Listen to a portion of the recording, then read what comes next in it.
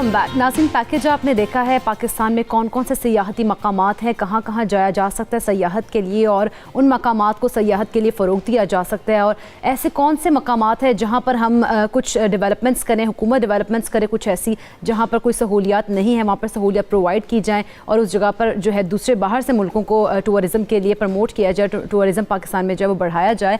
इन तमाम चीज़ों पर हम बात करेंगे, लेकिन इसके साथ साथ मसाइल क्या हैं, मुश्किलात क्या पेश आती हैं, ये हम इस पर बात करेंगे। पाकिस्तान में ख़ास तौर पर टूरिज़म की बात की जाए तो हमारे गेस्ट हमें ज्वाइन कर चुके हैं हमज़ा और बिलाल। बहुत बहुत शुक्रिया हमज़ा और बिलाल, आप दोनों का अपना कीमती वक्त दिया। इनके साथ साथ हमें ज्वाइन किया है आतिफ़ खान, वज़ीर सयाहत हैं, culture, sports, archaeology and youth affairs. Atif Khan साहब, आपका भी बहुत बहुत शुक्रिया। आतिफ़ साहब, पहले तो हम बात करेंगे कि क्या क्या डेवलपमेंट्स आप लोग कर रहे हैं और कौन कौन सी जगह जहाँ पर आप लोगों ने डेवलपमेंट्स किए हैं, लेकिन हम बिलाल और हमज़ा हमारे साथ स्टूडियो में मौजूद हैं, उनसे बात करेंगे क्योंकि ये लोग टूरिज़म काफ़ी करते हैं और जाते भी हैं, तो इनको कौन कौन से मसाइल जो हैं वो पेश आए या कौन सी मुश्किलात पेश आई हैं, इनसे ज़रा बात करते हैं। बिलाल, पहले तो आप अस्सलाम वालेकुम, आप बताइएगा कि आप कहाँ कहाँ पर जाते हैं और कौन कौन सी मुश्किलात हैं जिनका सामना करना पड़ता है आप लोगों को।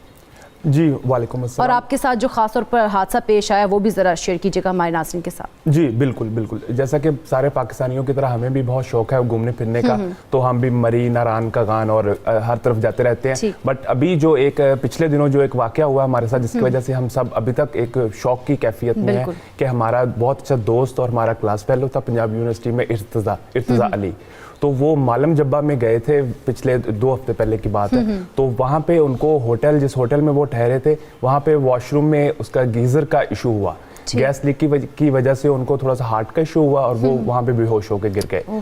तो अब वो मालम जब्बा में टॉप पे थे, तो वहाँ पे कोई मेडिकल की फैसिलिटी नहीं थी, वहाँ पे इवन एम्बुलेंस भी अवेलेबल नहीं थी। तो वो उनको 2 घंटे, उनके जो 7 कजन्स वगैरह थे, वो उनको 2 घंटे की मुसाफत पे वो मंगोरा डिस्ट्रिक्ट हॉस्पिटल लेके गए, बट रास्ते में उनकी डेथ हो गई। तो हम उनकी फैमिली तो ऑब्वियसली ग्रीविंग है, बट हम उनके क्लास फेलोज, उनके दोस्त, तो हम बहुत शौक की कैफियत में थे। तो फिर हमने सोचा कि हम इसको थोड़ा सा कुछ हाईलाइट करें कि पाकिस्तान में टूरिज्म, सेफ टूरिज्म कैसे हो सकती है। तो अच्छा, मालम जब्बा में ऐसा कोई हॉस्पिटल है ही नहीं, वहाँ पे कोई मेडिकल फैसिलिटीज़ नहीं थी कि आप लोग उनको लेके जा सकते वहाँ पर? जी बेसिकली वो अपने हमारे साथ नहीं थे, अपने मामू और कज़न्स के साथ थे, फैमिली के साथ गए थे। ठीक, फैमिली के साथ थे और वहाँ पर कोई इस तरह की फैसिलिटी मौजूद नहीं थी और वहाँ से ट्रैवलिंग थी मंगोरा की तकरीबन 2 घंटे की। ठीक, तो उनको वहाँ पर लेकर जाना पड़ा। रास्ता वगैरह ठीक था कि नहीं? रास्ता कहीं से बंद थे रास्ते, क्योंकि सर्दी की वजह से और लैंडस्लाइडिंग और स्नोफॉलिंग की वजह से। तो उसके बाद मंगोरा में वो पहुंचे हैं हॉस्पिटल में, तो ऑन द स्पॉट उसकी डेथ हो गई। ऑन द स्पॉट उनकी डेथ हो गई। ECG की गई तो वो बिल्कुल स्टेबल थी।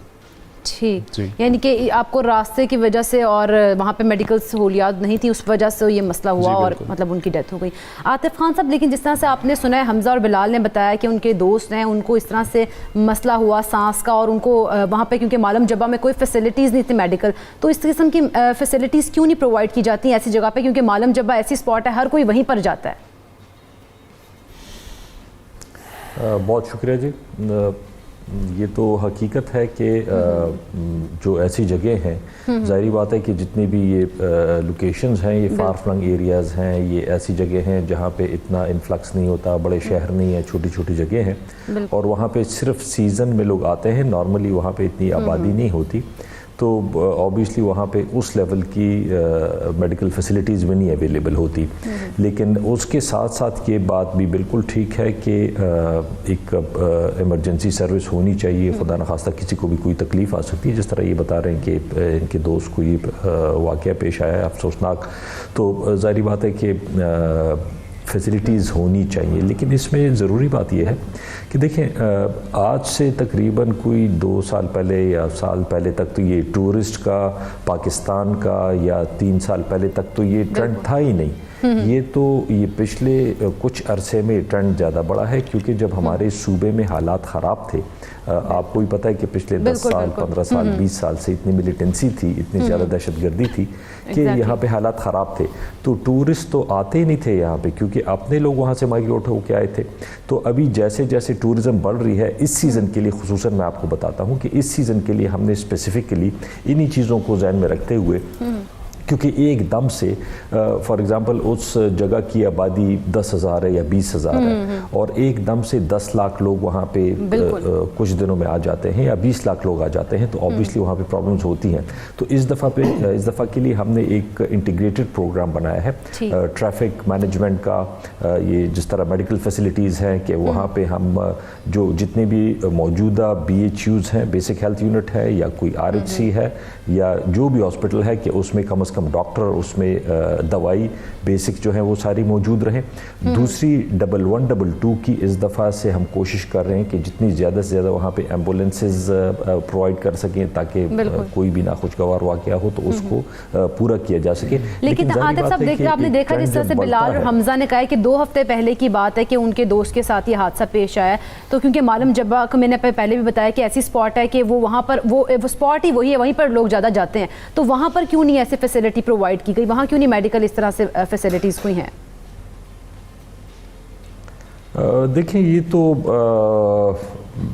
बस मैं भी आपको क्या कहूँ, लेकिन ये कि जैसे मैंने बताया, मैं रिपीट करता हूँ कि जैसे जैसे अब मलम जबा में कितने अरसे से लोग जा रहे हैं, मलम जबा तो मेरे ख्याल में ये अभी शायद पिछले साल से लोग जाना शुरू हुए पिछले साल से हुआ है। तो वहाँ पे अगर हम ये जी मैं कह रही हूँ पिछले साल से ही ज़्यादा टूरिस्ट जो हैं वो मालम जब्बा की तरफ जा रहे हैं।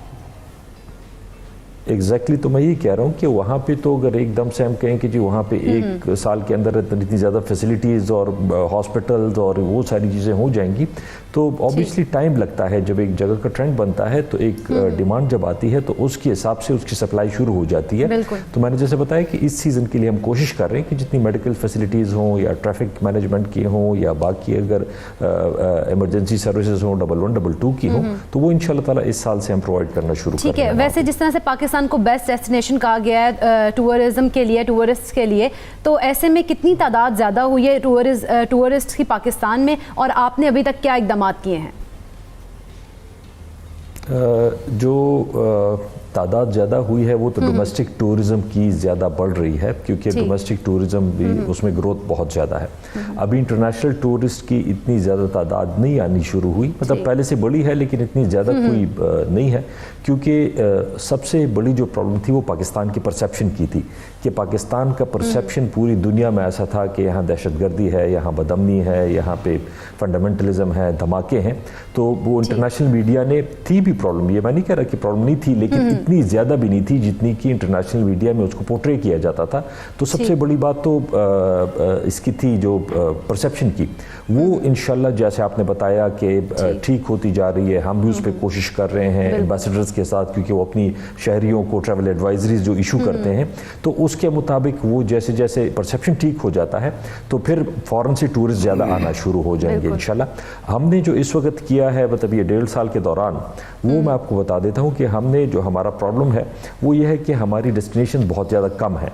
2-3 डेस्टिनेशंस है, एक कालाम है, एक नथिया गली है, एक नारान है और एकदम से लोगों का रश वहाँ पे पड़ जाता है। तो हमने 14 नई डेस्टिनेशंस का रोड्स के काम शुरू इंशाल्लाह इसी हफ्ते से हो जाएगा।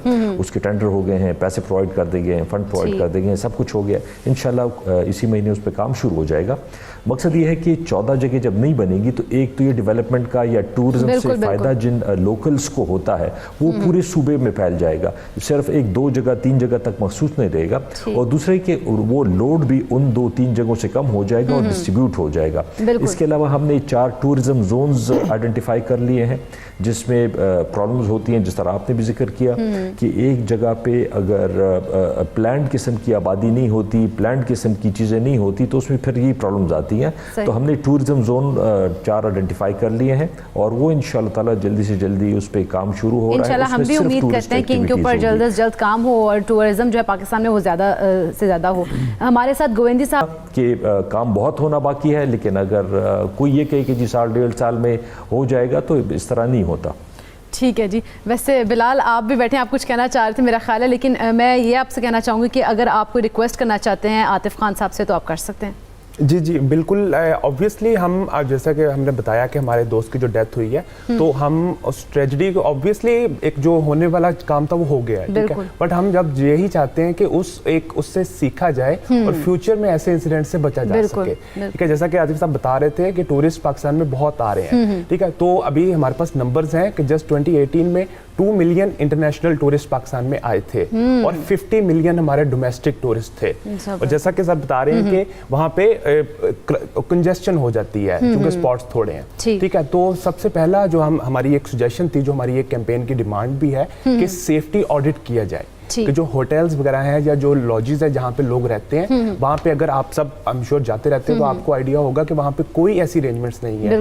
फायर सेफ्टी का अभी जो इर्तिजा के साथ जो हुआ है वो होटल में जो उन्होंने गीजर, इंस्टेंट गीजर इनसाइड लगाया हुआ था, उसकी वजह से प्रॉब्लम हुआ है। तो हम चाहते हैं कि सबसे पहले तो एक सेफ्टी ऑडिट करवाया जाए और इसमें गवर्नमेंट को मतलब कुछ जस्ट एक लेजिस्लेशन करने की जरूरत है कि वो जो फायर सेफ्टी के लिए या अर्थक्वेक सेफ्टी के लिए, क्योंकि ज़लज़ले वगैरह बहुत आते हैं ऐसे एरियाज में, ठीक है। तो इस तरह का एक स्टैंडर्ड, एक इंटरनेशनल सेफ्टी स्टैंडर्ड बना लिया जाए, ठीक है। क्योंकि इंटरनेशनल टूरिस्ट आते हैं और अल्लाह ना करे अगर इंटरनेशनल टूरिस्ट के साथ अगर कोई ऐसा इंसिडेंट होता है तो वो स्कैंडल बनेगा बहुत बड़ा।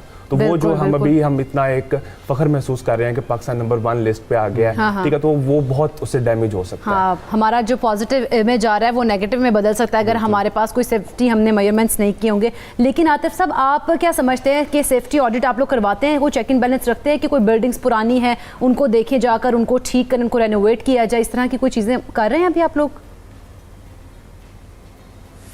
देखिए, हमने एक नई टूरिज्म अथॉरिटी बना ली है जिसका बेसिकली काम ये होगा, यहाँ पे थोड़ा सा इस चीज़ को समझना चाहिए कि टूरिज्म एक डिपार्टमेंट नहीं कर सकता। टूरिज्म का मुख्तलिफ डिपार्टमेंट्स का इंटीग्रेशन जब होती है तब जाके होता है। फॉर एग्जांपल हेल्थ डिपार्टमेंट का अपना काम होता है, 1122 का अपना काम होता है, लोकल गवर्नमेंट्स का अपना काम होता है। तो जाहिर बात है ये सारे इदारे जब मिल के काम करते हैं तो तब टूरिज्म होती है। लेकिन हमारे यहाँ जो प्रॉब्लम थी वो ये थी कि एक इदारा नहीं था। हमने इस वक्त टूरिज्म अथॉरिटी बना ली है और उस टूरिज्म अथॉरिटी का ये मकसद होगा कि वो एरिया या वो जो जगह हैं वो सारी एक ही डिपार्टमेंट में या एक ही छतरी के नीचे जब आते हैं तो वो चीज़ें ज़्यादा बेहतर होना शुरू हो जाती हैं। वो टूरिज्म अथॉरिटी भी, उसके लिए लॉ बनाना पड़ा, वो लॉ भी बना लिया, उसके लिए लोग अपॉइंट करना पड़े, वो भी